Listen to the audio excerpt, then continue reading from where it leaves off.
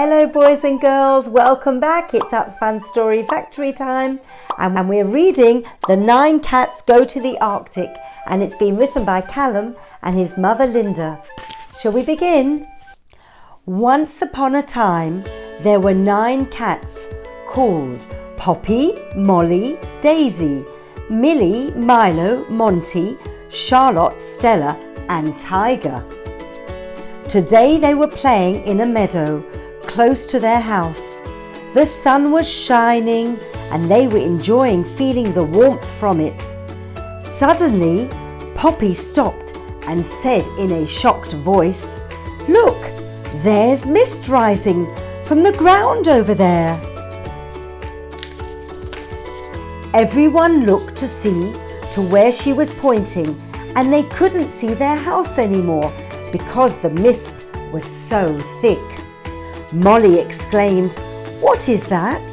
She ran towards it, and before she knew it, she was in and nowhere to be seen by the rest of the cats.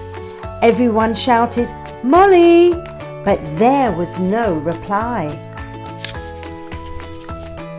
Milo piped up, "Do you think she's maybe slipped and bumped her head and fallen unconscious? I'll look behind the mist and see if she's there." Milo ran over and disappeared into the mist. "Milo!" shouted Charlotte, but there was no reply. "Right, everyone," said Monty. "Something is wrong here. We need to go towards the mist and find our friends." Everyone agreed, and they all held paws and ran into the mist. They now found themselves in a big, clear, icy kind of bag. "What is this?" exclaimed Tiger. "It's so cold, it's making me shiver." His teeth were chattering with the extreme cold. Do your teeth sometimes chatter when it's cold? And it's been very icy recently, hasn't it? Shall we continue?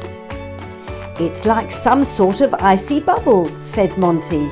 "We seem to be dropping. Look, I can see Milo and Molly on that fluffy white stuff." The bubble came down and bounced a couple of times on the white ground before stopping. "Where on earth are we?" asked Tiger. Molly and Milo had joined them now. "I think we're in the Arctic," said Monty. "I've seen it on the television." The next thing they saw were 3 strange-looking animals waddling towards them. They had white bodies, black heads and black sort of wings. "Hello," said the front one. "Who are you?" Tiger introduced everyone and said, "We are cats. We came from the meadow when the mist came." The black and white animals tilted their head to one side, not quite understanding. Have you guessed what the animals are? That's right, they're penguins. The baby penguin piped up, "Would you like to play? We're penguins, by the way." Everyone looked interested, and Charlotte asked, "What kind of games do you play?" Do you like playing games too? Yes, I bet you do. Let's continue. "We slide," said the little penguin, and with that it got on its tummy and slid across the snow, shouting, "Whee!" This looked so much fun, so all the cats joined in. They slid on their backs, they slid on their fronts, they slid on each other until they were exhausted. In fact, they had moved around so much they were feeling warm again. "This has been so much fun," said Tiger. "Thank you for spending this time with us." What a lot of fun they had. "We had fun too, but we must be going now," said one of the older penguins. "We're only visiting and have a long journey home." "I hope we see the colours in the sky before we leave," piped up baby penguin excitedly. They all said goodbye and the penguins moved on. They were now standing, wondering what would happen next in this big white world, when Monty noticed huge footprints in the snow. "What on earth has made these?" asked Millie. "Something quite large has been here," said Monty. "Let's follow the footprints, but please be quiet in case they hear us." Everyone followed behind him, stepping as quietly as they could in the crunchy white snow. Soon they saw what had caused the footprints. Just ahead was a beautiful white bear with her baby cub. "These are called polar bears," whispered Monty. "I saw them on television." The mummy bear was teaching the baby bear how to catch some fish. The baby bear was excited and clapping its paws. "How cute!" exclaimed Stella, then said, "Oops!" Mummy bear and baby bear swung round and looked shocked to see the group of cats watching them. Mummy bear said, "How long have you creatures been here?" "Only around a minute," said Monty. "Please don't harm us. We came from the mist." Baby bear replied, "My mummy won't hurt you. She's great fun. Watch this." He jumped on Mummy bear's back. Mummy bear began to run back and forth and round in circles on the snow. Baby bear shrieked with laughter. "If you want a shot, climb on before I become exhausted," laughed Mummy bear. The cats couldn't resist and did as she said. Mummy bear ran through the snow while they held on tightly, and the snow was kicking high up into the air from her big paws. Everyone was shrieking with laughter, and Mummy bear finally slowed down, panting heavily. She lay on the ground to let everyone climb off. "Thank you so much," laughed Daisy. "That was so much fun." "You're welcome," said Mummy bear. "My little child has loved your company. It's usually just us." Baby bear tugged at his mum. "Let's go fishing again. Please, please." Mummy bear nodded, and with that they all said their goodbyes, and Mummy and Baby bear walked off. As the cats walked a little further on again, they could see something bobbing around in the distance. When they got closer, Monty said, "That's a walrus." The animal came towards them, sliding its big flippers to move across the snow. Molly ran towards the walrus, but Millie shouted, "Stop! You don't know if it's friendly yet. Look at those big tusks." "Don't worry, I won't harm you," said the walrus. "What kind of animal are you anyway?" Tiger said, "We're all cats, if you didn't know."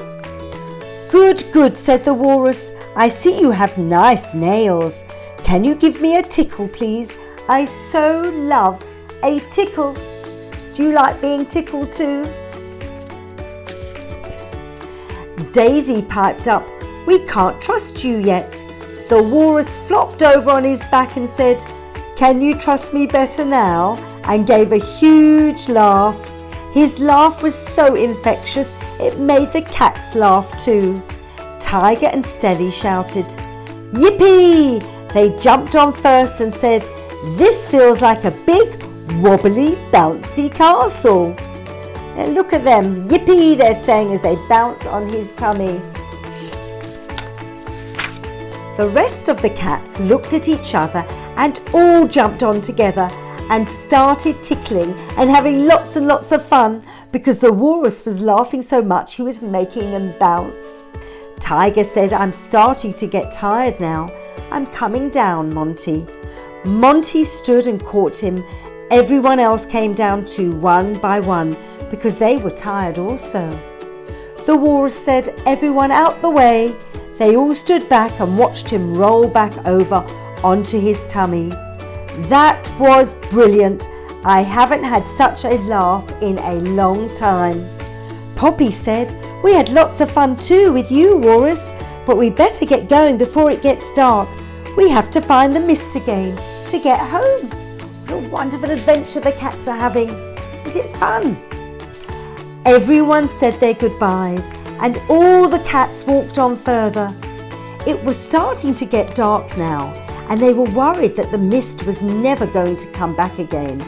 They just kept walking, hoping something good would happen. They started to see an ice structure up ahead. Monty said, "I think that might be some sort of igloo. I think I saw them on the television." "What's an igloo?" asked Molly.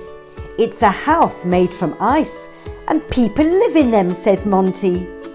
"Do you know the name of the people who live in igloos?" "You tell me later, yes?" All the cats looked shocked at this, and Monty said, "Come on, let's see if there's anybody home." They walked closer, and as they approached they saw a little man. Molly said, "Who is he?" Monty replied, "He must live in the igloo.